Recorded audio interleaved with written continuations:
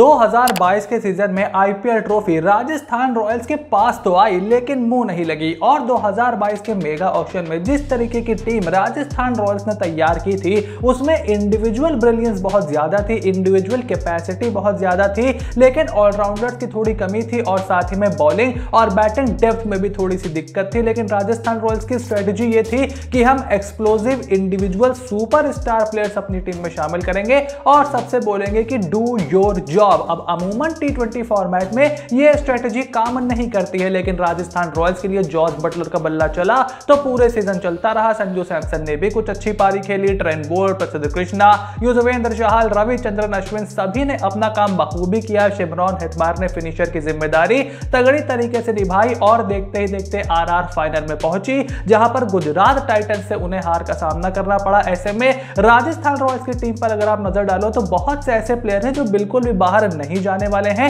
और confirm retain होने वाले हैं, जिसमें जॉर्ज बटलर के साथ कप्तान संजू सैमसन है, युजवेंद्र चहल, रविचंद्रन अश्विन, ट्रेंट बोल्ट, प्रसिद्ध कृष्णा, ये सारे ही प्लेयर रिटेन होने वाले हैं। लेकिन कुछ ऐसे प्लेयर हैं जिन्हें राजस्थान रॉयल्स ट्रेड करने या फिर रिलीज करने के बारे में सोच सकती है और ऐसे ही 4 खिलाड़ियों के बारे में हम बात करने वाले हैं जो कि मेरे हिसाब से रिटेंशन और रिलीज के बीच झूल रहे हैं। और वीडियो के एंड में ऐसे खिलाड़ियों की बात होगी जिनका रिलीज किया जाना तकरीबन तय है। सो आपको सबसे पहले वीडियो को एंड तक देखना है। अगर आप वीडियो के किसी स्पेसिफिक पार्ट पर जंप करना चाहते हो तो डिस्क्रिप्शन बॉक्स में टाइम स्टैम्प मौजूद है, आप वहां जाकर के ऐसा कर सकते हो। लेकिन अगर आप आरआर के फैन हो then make sure you watch the video till the end. Number 1 player जिनका रिलीज या फिर रिटेन होना अभी तक पूरी तरीके से कंफर्म नहीं है इस बैट्समैन देवदत्त पड्डीकल। अब देवदत्त पड्डीकल ने आईपीएल 2022 में मिडिल ऑर्डर में राजस्थान रॉयल्स के लिए खेला, which is not the ideal position for Devdutt Padikkal. Devdutt Padikkal के पूरे आईपीएल करियर का स्ट्राइक रेट यानी कि जब वो आरसीबी में खेला करते थे तब से अब तक महज 124 का है, यानी कि पावर प्ले के बाद उनकी गति थोड़ी सी धीमी हो जाती है। स्ट्रोक्स उनके पास जरूर है, भारतीय टीम में भी वो आ चुके हैं, लेकिन अपनी इनिंग को एक मोमेंटम तक वो नहीं ले जा सकते। और 7 करोड़ से ज्यादा रुपए उन्होंने देवदत्त पड्डीकल पर खर्च कर दिए थे, जबकि उनकी जो ओपनिंग कॉम्बिनेशन थी वो यशस्वी जायसवाल और जॉर्ज बटलर की कंफर्म थी। ऐसे में मिडिल ऑर्डर प्लेयर्स पर वो थोड़े से ज्यादा पैसे लुटा सकते थे। अगर वो चाहते तो राहुल त्रिपाठी, नीतीश राणा जैसे खिलाड़ियों को भी खरीद सकते थे। आईपीएल 2022 में देवदत्त पड्डीकल ने 17 मैचेस खेले, 376 रन भी उन्होंने बनाए, लेकिन उनका स्ट्राइक रेट फिर 122 पर आकर के रुक गया और आते के साथ ही उनको स्पिन गेंदबाजी का सामना करना पड़ता है। जबकि देवदत्त पड्डीकल के स्टांस को अगर आप देखें, उनके फीट मूवमेंट को आप देखें और उनका स्ट्रोक प्ले जिस तरीके का है, वो चाहते हैं कि बैट बल्ले के बीचों बीच पे तेजी से आकर के लगे, यानी कि वो ओपनिंग पोजीशन प्रेफर करते हैं। और आईपीएल की कई ऐसी टीमें हैं जो कि अपने ओपनर्स की तलाश में है, अपनी ओपनिंग कॉम्बिनेशन में बदलाव करना चाहती है। कुछ टीमें तो मेगा ऑक्शन में भी पड्डीकल की तरफ काफी ज्यादा इंटरेस्टेड दिखाई दे रही थी। ऐसे में देवदत्त पड्डीकल को ट्रेड करने की मांग भी उठ सकती है। और अगर कोई ऐसा अच्छा ऑप्शन मिलता है आरआर को जो कि मिडिल ऑर्डर में लेफ्ट हैंड बैट्समैन की उनको रोल करके दे और अगर थोड़ी बहुत वो बॉलिंग भी कर ले तो ये बहुत ज्यादा सोने पर सुहागा हो जाएगा। लेकिन एट द मोमेंट मुझे ऐसा लगता है कि आरआर शायद देवदत्त पड्डीकल के साथ बनी रहेगी। सेकंड प्लेयर जिसे राजस्थान रॉयल्स को अपनी टीम में बनाए रखना चाहिए इस न्यूजीलैंड ऑलराउंडर जिमी नीशम। अब जिमी नीशम एक फास्ट बॉलिंग ऑलराउंडर है जो लोअर डाउन दी ऑर्डर आकर के लंबे लंबे छक्के मारने की काबिलियत रखते हैं, लेकिन थोड़ी सी आर्क उनकी लिमिटेड है। ऑफ साइड पे उनके पास स्ट्रोक्स थोड़े से कम है, लेग साइड को वो ज्यादा प्रेफर करते हैं और मोस्ट इंपॉर्टेंटली वो आपके लिए ओपनिंग बॉलर का रोल नहीं निभा सकते। टॉप 3 फास्ट बॉलर वो आपके नहीं बन सकते। एट बेस्ट वो आपके चौथे तेज गेंदबाज और छठे बॉलिंग ऑप्शन बन सकते हैं। ऐसे में जिमी नीशम को एडजस्ट करने में उनको दिक्कत आ रही थी, क्योंकि या फिर आपको एक विदेशी खिलाड़ी बाहर बिठाना पड़ रहा था और उनको बतौर तीसरा फास्ट बॉलर खिलाना पड़ रहा था, या फिर आपको एक बल्लेबाज कम करके खिलाना पड़ रहा था। तो यहां पर परेशानी जिमी नीशम के साथ थी। लेकिन अगर कोई अच्छा इंडियन ऑलराउंडर या कोई अच्छा इंडियन बॉलर वो ढूंढ लेते हैं तो जिमी नीशम को बतौर बैकअप वो अपनी टीम में जरूर रख सकते हैं। जिमी नीशम के स्टैट्स पर अगर हम निगाह डालें तो आईपीएल 2022 में सिर्फ 2 मैच उन्होंने खेले थे, 31 रन बनाए थे और स्ट्राइक रेट भी महज 114 का था, यानी कि सैंपल साइज बहुत कम है। लेकिन जिमी नीशम के पास एक्सपीरियंस है, बड़े मैचों में खेलने का एक्सपीरियंस है, प्लस जिमी नीशम ऐसी स्किल लेकर के आते हैं जो आसानी से नहीं मिलती विद एक्सपीरियंस, जो कि है एक फास्ट बॉलिंग ऑलराउंडर हो रहा, लेफ्ट हैंडर होने का भी उनको फायदा मिलता है। ऐसे में बतौर बैकअप जिमी नीशम के साथ वो जरूर बने रह सकते हैं।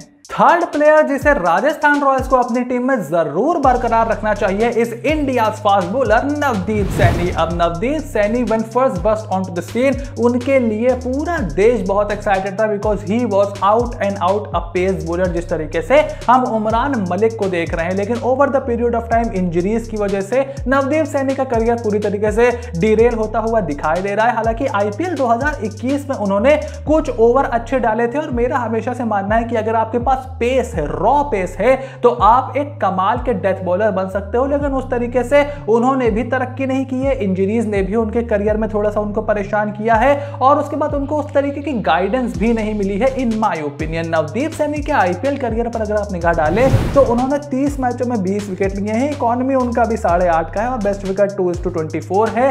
यानी कि बहुत ज्यादा कोई ऐसा सीजन या कुछ ऐसे मैचेस नहीं गए हैं जहां पर नवदीप सैनी ने बहुत ज्यादा इंप्रेस किया हो। लेकिन मैं अभी भी उस बात पर टिका हुआ हूं कि अगर आपके पास पेस है, थोड़ी सी एज जरूर बढ़ रही है, लेकिन अगर आपके पास पेस है, आप 145 पर लगातार गेंदबाजी कर सकते हो तो आप किसी भी टीम का हिस्सा बन सकते हो। और अगर आप अपनी डेथ बॉलिंग में थोड़ा सा सुधार कर लो, थोड़े बहुत छक्के लगाने की काबिलियत भी नवदीप सैनी के पास है, थोड़े से वेल बिल्ड फिजिक के हैं, टॉल है, एक्स्ट्रा बाउंस उनको मिलता है, तो मुझे लगता है कि राजस्थान रॉयल्स को थोड़ा सा उनमें और ज्यादा इन्वेस्ट करना चाहिए और नवदीप सैनी को अपने साथ बनाए रखना चाहिए। Last but not the least, the fourth player जिसे राजस्थान रॉयल्स को बिल्कुल भी रिलीज नहीं करना चाहिए before the IPL 2023 is South Africa's batsman Rassie van der Dussen. अब रैसी वंडर डुसेन के साथ परेशानी यह है कि टीम्स उनको मिडिल ऑर्डर में खिलाती है, फिर जब वो स्पिन पर थोड़ा सा समय लेते हैं तो लोगों को लगता है कि ये एंकर हैं जो कि सेट होने के बाद लंबे लंबे शॉट मारते हैं, बट ये सच नहीं है। राजस्थान रॉयल्स ने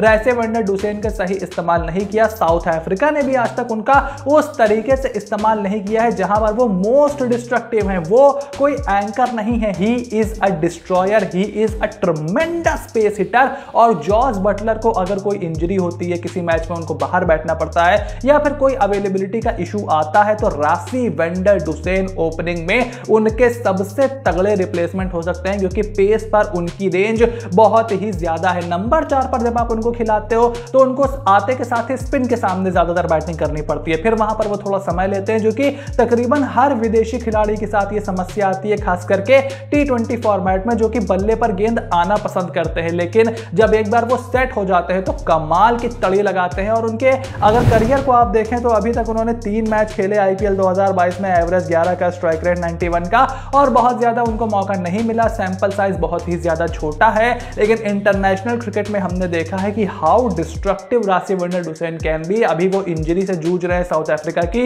वर्ल्ड कप की टीम में भी नहीं है, जो कि ऑस्ट्रेलियाई कंडीशंस को देखते हुए बहुत ही बड़ा झटका है साउथ अफ्रीका के लिए। उनके वर्ल्ड कप जीतने और बाहर हो जाने के बीच के जो एक खिलाड़ी है वो रैसी वंडर डुसेन हो सकते हैं। प्रेशर में कूल रहते हैं और या तो आप उनको बिल्कुल टॉप ऑर्डर में खिलाओ, उनसे ओपनिंग करवाओ पेस के सामने, फील्डिंग रिस्ट्रिक्शंस में अगर स्पिन भी आती है तो भी नया बॉल बेटर आता है बैट पे, स्पिन के सामने फील्डिंग रिस्ट्रिक्शंस होती है तो वो अपने आप को बैक कर सकते हैं, या फिर आप उनको एकदम नीचे ढकेलो, नंबर 6 पर उनसे बैटिंग करवाओ जब वहां पर डेथ ओवर में पेस बॉलिंग हो रही होती है, सेट होने में उनको बहुत ही कम टाइम लगेगा और वो कमाल की तड़ी लगाएंगे। ऐसे में रैसी वंडर डुसेन को आरआर को बिल्कुल भी रिलीज नहीं करना चाहिए। अब अगर आरआर के कुछ प्रोबेबल रिलीज प्लेयर्स की बात करें तो यहां पर नेथन कुल्टरनाइल का जाना तकरीबन तय है, डैरेल मिचेल को और उसके साथ साथ कॉर्बिन बॉश को भी रिलीज करके वो अपने 3 ओवरसीज स्लॉट यहां पर फ्री कर सकते हैं और 5 करोड़ का बजट जो उनके में एड ऑन होगा उससे वो कोई और अच्छा ऑलराउंडर या फिर एक एक्स्ट्रा विदेशी तेज गेंदबाज अपनी टीम में शामिल कर सकते हैं जो कि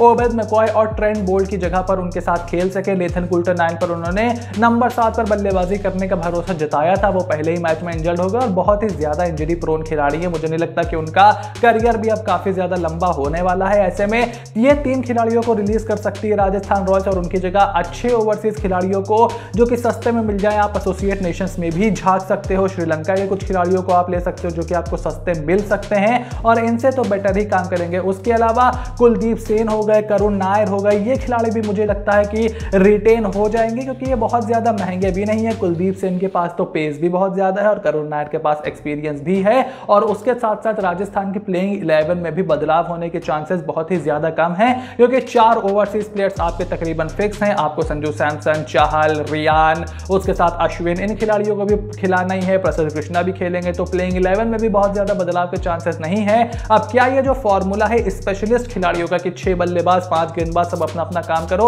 ये इस साल भी काम करता है, ये जरा हमें जरूर देखना पड़ेगा। लेकिन उसके अलावा राजस्थान रॉयल्स की टीम परफेक्ट दिखाई पड़ती है। तो अब इस पूरे स्क्वाड पर आपका क्या ओपिनियन है? Make sure to write it in the comment section down below कि राजस्थान रॉयल्स से आप किन खिलाड़ियों को रिलीज होते हुए देखना चाहोगे। क्या देवदत्त पड्डीकल को रिलीज करके कोई स्पेशलिस्ट मिडिल ऑर्डर बैट्समैन उन्हें पिक करना चाहिए और देवदत्त पड्डीकल को ऐसी टीम में जाना चाहिए जो कि उनके करियर के लिए भी अच्छा हो, जहां उनको ओपनिंग बल्लेबाजी करने का मौका मिले? आपका जो भी ओपिनियन हो कमेंट बॉक्स में लिख करके जरूर बताइएगा। आई होप वीडियो आपको एंटरटेनिंग और इन्फॉर्मेटिव लगी होगी। अगर ऐसा है then make sure to click on the subscribe button, press the bell notification, become part of the family. 80% लोग जो मेरी वीडियोस देखते हैं, जिन्होंने मुझको सपोर्ट किया है, वो अभी तक चैनल से सब्सक्राइब नहीं है।